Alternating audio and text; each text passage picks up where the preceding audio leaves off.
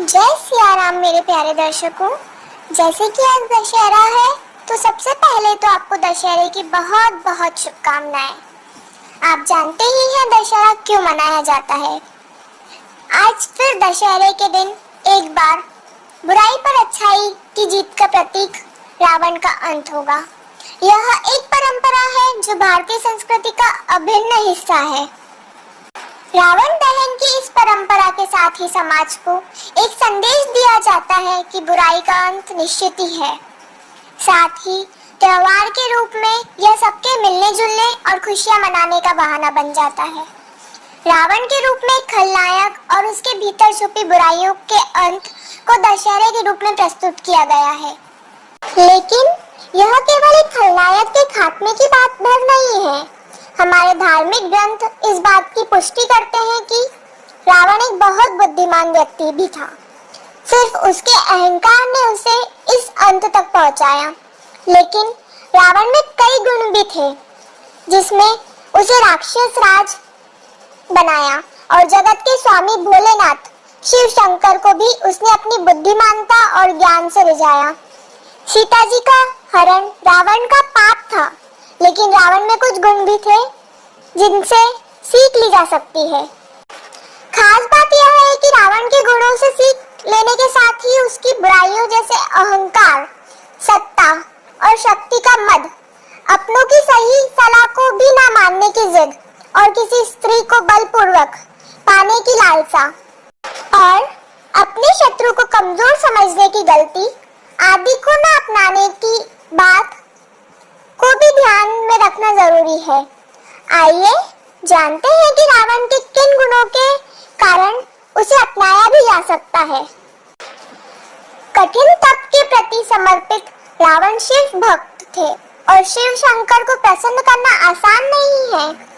कठिन तप से रावण ने उन्हें प्रसन्न किया और इस तप की हर परीक्षा में खरा उतरा। इससे हमें यह सीख मिलती है, यदि आप किसी परीक्षा में सफलता चाहते हैं तो मार्ग में आने वाली बाधाओं से डरे नहीं, अड़िग रहें जब तक सफलता ना मिले। अब आती है रावण की दूसरी अच्छाई जिसे हमें सीख लेना चाहिए। रावण जिस लक्ष्य की ओर बढ़ता था उसके लिए वह प्रतिबद्ध होता था। भोलेनाथ को प्रसन्न करके शक्ति पाना उसका लक्ष्य और वह इसके लिए प्रतिबद्ध रहा। उसने यह नहीं सोचा कि कहीं वह असफल हो गया तो। इससे हमें यह सीख मिलती है, आपके जीवन में लक्ष्य प्राप्ति इस बात पर निर्भर करती है कि आप कितने प्रतिबद्ध यानी कमिटेड हैं। अगर आप लक्ष्य को गंभीरता से नहीं लेते, कमिटमेंट को हल्के में लेते हैं तो लक्ष्य भी दूर खिसकता जाता है। और यह तो हम जानते ही हैं, ज्ञान हमेशा सम्मान दिलाता है।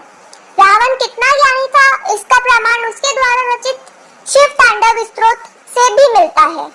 इस स्तोत्र से स्वयं शिव प्रसन्न हो गए थे। ऐसी किंवदंती है कि रावण को चारों वेदों और 6 शास्त्रों का पूर्ण ज्ञान था और उसके 10 सिर इसी ज्ञान का प्रतीक थे। रावण एक स्थापित लेखक भी था। अपने इस ज्ञान और बुद्धि के बल पर ही रावण का सम्मान उसके शत्रुओं तक में था। इससे हमें यह सीख मिलती है, ज्ञान की कोई सीमा नहीं होती।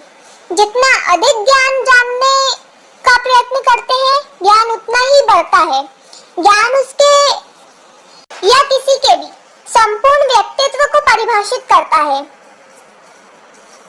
रावण हमें जाते जाते बहुत बड़ी सीख देके गया कि उसके राज्य की प्रजा कभी भी दुखी नहीं रही। वह एक परोपकारी और बुद्धिमानी शासक रहा। उसके राज्य में उसकी प्रजा सुख और संपत्ति से परिपूर्ण थी। उसे अपनी प्रजा का ख्याल रखना आता था। इससे हमें यह सीख मिलती है, एक अच्छे लीडर में लोगों के साथ लेकर चलने के गुण होते हैं।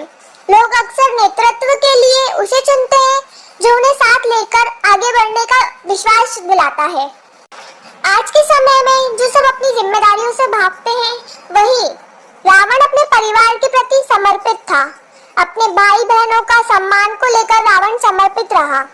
देखा जाए तो उसकी बहन शूर्पणखा का अपमान ही उसके गलत कदम उठाने का निमित्त बना। विभीषण के विचार उससे बिल्कुल अलग थे, फिर भी उसने विभीषण को खुद से अलग नहीं किया।